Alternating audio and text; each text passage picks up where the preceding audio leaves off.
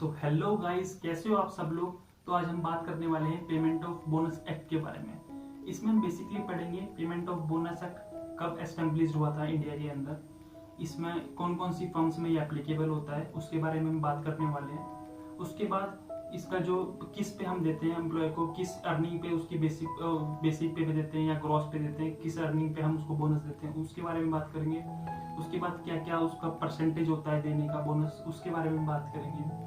उसके बाद उसमें क्या क्या उसमें पेनल्टीज होती हैं उसके बारे में बात करेंगे। आफ्टर दैट उसमें क्या क्या डिडक्शंस होते हैं और ये क्या क्या क्या बोलते हैं रिटर्न्स होती हैं उसके बारे में बात करेंगे। तो चलिए स्टार्ट करते हैं। फर्स्टली हम बात करेंगे पेमेंट ऑफ बोनस एक्ट कब एस्टेब्लिश हुआ था इंडिया के अंदर। तो ये जो एस्टेब्लिश हुआ था इंडिया के अंदर ये 1965 में हुआ था, पैन इंडिया में। ठीक है, स्टार्टिंग में जब ये पैन इंडिया में एस्टेब्लिश हुआ था तो ये तो इसमें जम्मू एंड कश्मीर इंक्लूड नहीं था, बट आफ्टर दैट इसमें कुछ अमेंडमेंट्स हुए और उसके बाद इसमें जम्मू कश्मीर भी इंक्लूड कर दिया गया। तो वो भी मैं इसमें लिख लेता हूँ।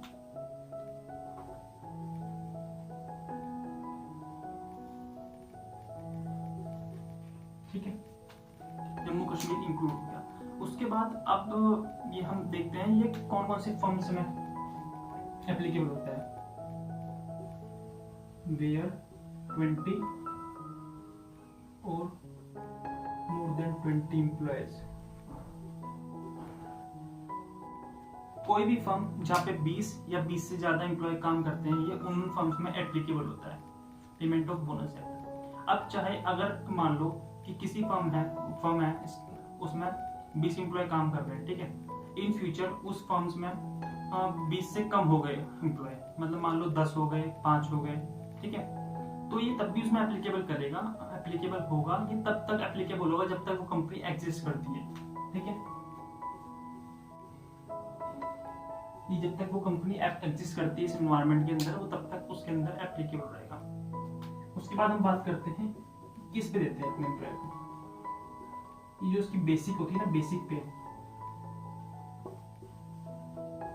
पे देते हैं अपने एम्प्लॉय की हम उसको बोनस। ठीक है, अब कितना होता है इसका, क्या होता है क्राइटेरिया। जो मिनिमम होती है बेसिक 7,000 और मैक्सिमम 21,000। मतलब अगर किसी एम्प्लॉय की जो मिनिमम सैलरी है वो 7,000 है बेसिक पे और जिसकी मैक्सिमम 21 है, वो bonus payment of bonus act के अकॉर्डिंग बोनस के क्राइटेरिया में आता है। ठीक है, उसको वो बोनस के लिए एलिजिबल होता है। उसके बाद बात करते हैं रेट की, किस रेट पे देते हैं। जो मिनिमम रेट होता है बोनस का वो 8.33% होता है और मैक्सिमम 20% होता है as per payment of bonus act. मतलब जो पेमेंट ऑफ बोनस एक्ट बोलता है जो अपने एम्प्लॉय को हम बोनस दे रहे हैं वो मिनिमम या तो 8.33% हमें देना ही देना है और मैक्सिमम 20% तक दे सकते हैं, उससे ऊपर हम नहीं दे सकते। ना तो 8.33 से नीचे दे सकते, ना 20 का मैक्सिमम 20% से ऊपर दे सकते। ठीक है, ये चीज आप सबको समझ में आ गई है। इसके बाद हम बात करते हैं कि हम अपने एम्प्लॉय को बोनस कब देते हैं। ऐसा तो है नहीं हम अपने एम्प्लॉय को बोनस कभी भी दे दिया, किसी भी मंथ में दे दिया। तो इसके लिए भी पेमेंट ऑफ बोनस एक्ट ने एक क्राइटेरिया बनाया हुआ है, वो जो कि बोलता है कि फाइनेंशियल ईयर के अकॉर्डिंग हम अपने एम्प्लॉय को बोनस 8 मंथ के अंदर देना होता है। ठीक है, पे बोनस विद इन 8 मंथ्स। ठीक है, तो फाइनेंशियल ईयर से होता है अप्रैल, मई, जून, जुलाई, अगस्त, सितंबर, अक्टूबर, नवंबर तक फाइनेंशियल ईयर होता है। तो 8 मंथ जो बैठते हैं नवंबर में बैठते हैं। ठीक है, तो कंपनी अपने एम्प्लॉय को नवंबर में बोनस पे करती है, तो इसलिए इसको कुछ लोग दिवाली बोनस भी बोलते हैं इसी वजह से। ठीक है, समझ गए इतना सब लोग, आप सब लोग पेमेंट ऑफ बोनस के बारे में कि पेमेंट ऑफ बोनस कब एस्टेब्लिश हुआ था, ये कौन कौन सी फर्म्स में एप्लीकेबल होता है, बेसिक पे का क्या क्राइटेरिया है इसमें, उसके बाद इसमें किस रेट पे हमें देते हैं एम्प्लॉय को और ये कब देते हैं, ये सब समझ के अब हम बात करने वाले हैं इसके अंदर कि ये बेसिक पे एम्प्लॉयर जो दे रहा है 8.33 से 20% के बीच में, ये कैसे कैलकुलेट कर रहा है, किस चीज पे दे रहा है। मतलब वो अपनी ग्रॉस वैल्यू पे दे रहा है, अब जो उसको रिवेन्यू हुआ उस पे दे रहा है, किस चीज पे दे रहा है, ठीक है। तो उसके लिए हमारे पास दो फॉर्मूले हैं। फर्स्ट,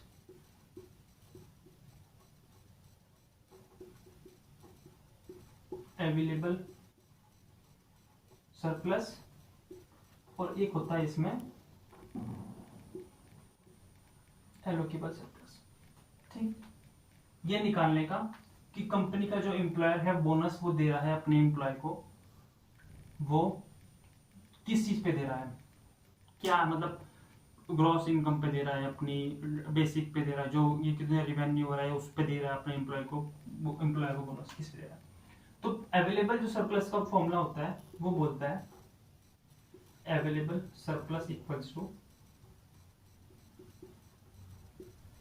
टोटल ग्रॉस जो हुई, ठीक है, माइनस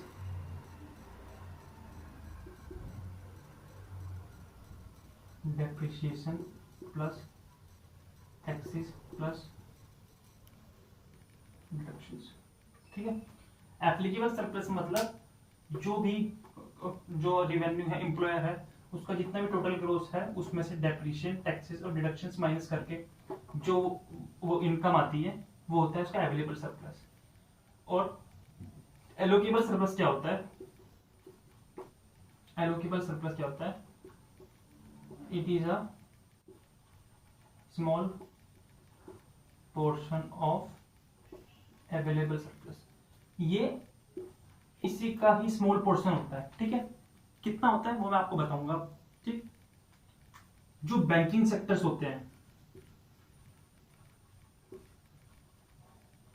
वहां पे एलोकेबल सरप्लस सरप्लस जो होता है वो होता है 60% ऑफ अवेलेबल सरप्लस। और जो अदर एस्टेब्लिश्ड हो गए उसके वहां पे एलोकेबल सरप्लस जो हो गया 67% ऑफ अवेलेबल सरप्लस। मतलब कि अगर ये मान लो अवेलेबल सरप्लस है, ठीक है, ये बैंकिंग सेक्टर हो गए, यहाँ पे तो हो गया 60% हो गया इसका, ठीक है, और ये अदर जो हो गए वहां पे 67% हो गया। समझ गए इतना कि जो हमारा अवेलेबल सरप्लस है इसका ही जितना भी हमारा अवेलेबल सरप्लस क्या हो गया, total gross minus depreciation plus taxes plus deduction, ये हो गया हमारा अवेलेबल सरप्लस। इसी का ही जो निकल के आया अवेलेबल सरप्लस हमारा, उसी का एक छोटा सा पोर्शन होता है। क्या पोर्शन होता है कि इसका 67%, मतलब जैसे कि कोई अदर इंडस्ट्रीज है, जैसे कि बेसिकली कोई भी इंडस्ट्री होगी, फार्मा इंडस्ट्री होगी, मैन्युफैक्चरिंग हो गई या सर्विस इंडस्ट्री होगी, कुछ भी इंडस्ट्री होगी, उसका 67%, ठीक है, अवेलेबल सरप्लस का। तो इसीलिए कंपनी अवेलेबल सरप्लस की जगह एलोकेबल सरप्लस पे बोनस देना प्रेफर करती है, ना कि अवेलेबल सरप्लस पे, क्योंकि इस पे इसको प्रॉफिट होगा। ऑब्वियसली बात है, अगर कंपनी को आप मानो ना कि अगर अवेलेबल सरप्लस है और ये है अवेलेबल सरप्लस है एलोकेबल सरप्लस, ये है 100 रुपए, ठीक है। अगर उसे 100 रुपए पे से अगर 8% देना है, मान लो उसे अगर 10% बोनस देना है एम्प्लॉय को, मान लो 100 रुपए 10%, वो 10 रुपए दे दिए, ठीक है। यहाँ पे उसे 10 रुपए देना पड़ रहा है अपने एम्प्लॉय को बोनस, ठीक। यहाँ पे अगर 100 रुपए का, अगर यहाँ पे 67% कर दोगे पहले, तो ये 67 आ गया, ठीक है। और इसका 10% करोगे तो यहाँ पे 6.7 रुपए देना पड़ रहा है उसको। तो ऑब्वियसली बात है ना, वो 6.7 रुपए देगी, ना ये कंपनी अपना 10 रुपए देगी। तो इसलिए जो कंपनी अपने एम्प्लॉय को बोनस देती है वो देती है एलोकेबल सरप्लस पे, ठीक। इतना आप सब समझ गए लोग, ये आप सब समझ गए, एलोकेबल सरप्लस पे देती है। अब हम उसको एक एग्जांपल से समझते हैं कि कैसे देती है, ठीक है। मान लो एक कंपनी है, कंपनी XYZ, ठीक है। इसकी जो टोटल ग्रॉस इनकम जो हुई वो हुई 25 लाख मान लो, ठीक है।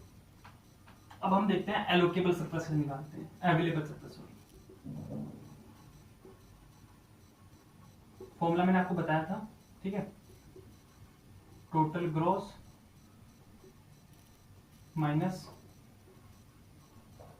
Depreciation plus taxes plus deductions, तो इक्वल्स टू हो गया 25 लाख। ये मान लो कि डेप्रिसिएशन हमारा 5 लाख था,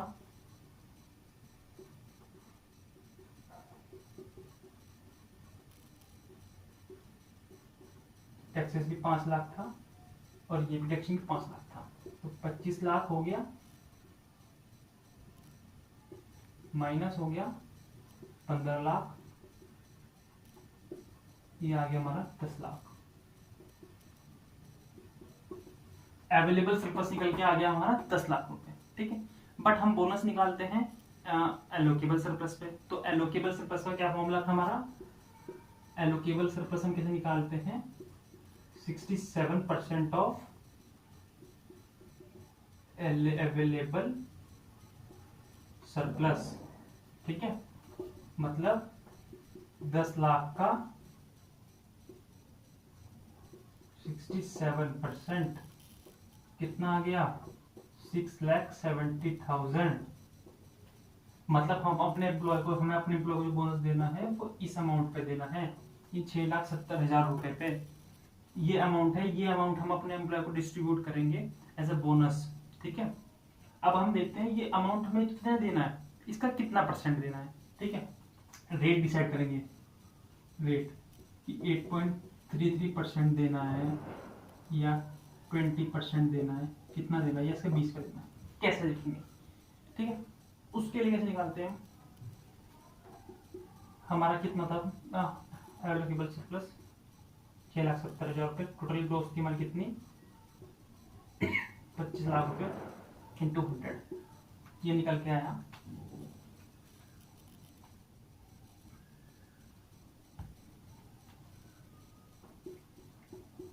26.8%।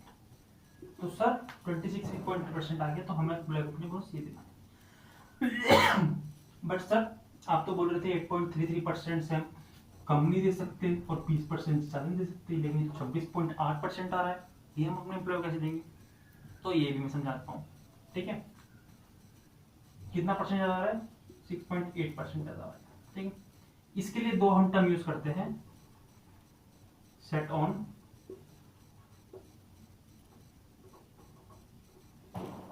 और सेट ऑफ।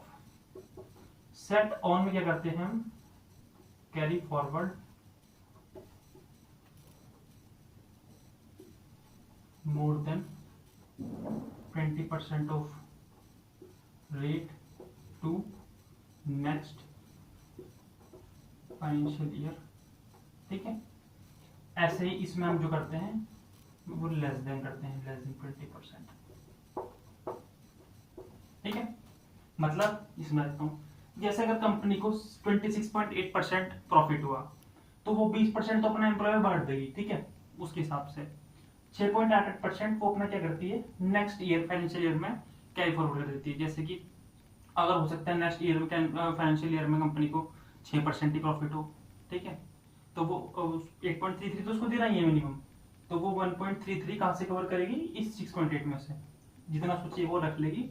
6.8 में से 1.33 कवर करेगी, तो मान लो कितना बचेगा? 7.5% बच जाएगा, वो फिर अपना स्टॉक में रख देगी। फिर अगर फाइनेंशियल में अगले में उसको यूज पड़ता है तो वहां पे कर लेगी, नहीं तो ऐसे कर लेगी, ठीक है। ऐसे ही सेट ऑफ में जैसे उसको जैसे हुआ 6% हुआ, ठीक है, पहले ईयर में ही, तो उसको 8.33% देना है, तो वो 1.33% अपना इसका निकाल के जितना भी बैठेगा 1.33% वो इस अमाउंट में से निकाल लेगी अपने जो प्रॉफिट में से, और वो अपने एम्प्लॉय को 8.33% दे देगी जितना भी बैठेगा उसका, ठीक है, उसके अकॉर्डिंग।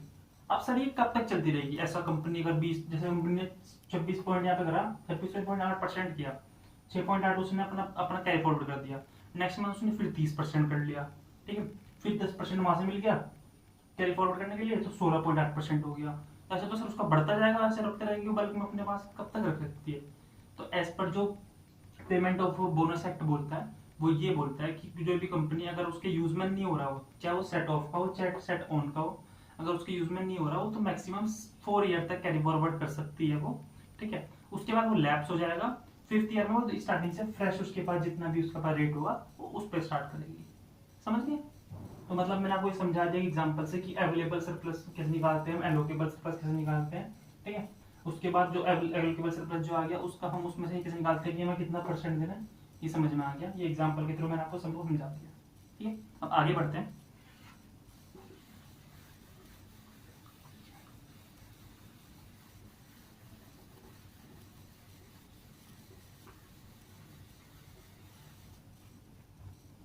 अब हम इसमें पढ़ेंगे 4 फीचर ऑफ बोनस। मतलब कौन कौन से केस होते हैं जिसमें कंपनी और एम्प्लॉयर अपने एम्प्लॉय को बोनस देने से डिनाई कर सकता है, ये मैं आपको पढ़ेंगे आज। एक हो गया वॉयलेंट बिहेवियर। अगर वो अपने एम्प्लॉय के साथ वॉयलेंट बिहेवियर कर रहा है, ठीक है, सही से बात नहीं कर रहा है, सही से काम नहीं कर रहा, तो उस केस में भी एम्प्लॉयर डिनाई कर सकता है अपने एम्प्लॉय को बोनस देने से। ठीक है, दूसरा टर्मिनेट हो गया या पोस्ट केस हो गया उस पर। ठीक है, तीसरा थेफ्ट केस में है कोई। ठीक है, चौथा डैमेज और कोई लॉस कर दिया उसने। ठीक है, ये कुछ होते 1 2 3 4, ये कुछ केसेस हैं जिस केसेस में कंपनी अपने एम्प्लॉयर को बोनस देने से डिनाई कर सकती है। ये सब समझ गए क्या क्या जो रीजंस होते हैं। उसके बाद हम बात करते हैं पेनल्टीज क्या क्या होती हैं। ठीक है, जो फर्स्ट पेनल्टी होती है वो लगती है अगर employer not given bonus to his employee. अगर एम्प्लॉय अपने एम्प्लॉय को बोनस नहीं देता, ठीक है, तो उसको क्या होता है 6 मंथ इम्पोरिसमेंट और 1000 रुपए तक की पेनल्टी लगेगी। और फोर्थ, अगर कोई भी एम्प्लॉयर अपने एम्प्लॉय को बोनस नहीं देता तो उसको 6 मंथ की सजा हो सकती है और 1000 रुपए का जुर्माना लग सकता है, या दोनों चीज हो सकती है। ठीक है, employer given wrong information to government. If अगर एम्प्लॉयर अपने गवर्नमेंट को रॉन्ग इन्फॉर्मेशन देता है कि हमने तो बोनस दे दिया था, हमने तो इतने परसेंट पे दिया। अगर कोई भी इंस्पेक्शन के लिए कोई भी गवर्नमेंट का अधिकारी आता है फर्म के अंदर, उसको अगर कोई भी रॉन्ग इन्फॉर्मेशन देती है या गुमराह करने की कोशिश करती है, तो उस पर क्या होता है, उसको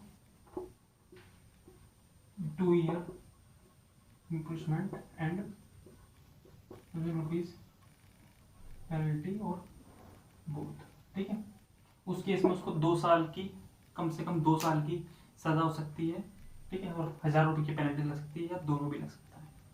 ठीक है, एक क्या हो गया एम्प्लॉय नॉट गिवन एम्प्लॉय। ठीक है, ये हो गया, ये हो गया। एक केस होता है employer not maintain proper records of bonus. ठीक है, बोनस के रिकॉर्ड मेंटेन नहीं करता अगर एम्प्लॉय, तो क्या होता है उसमें भी सेम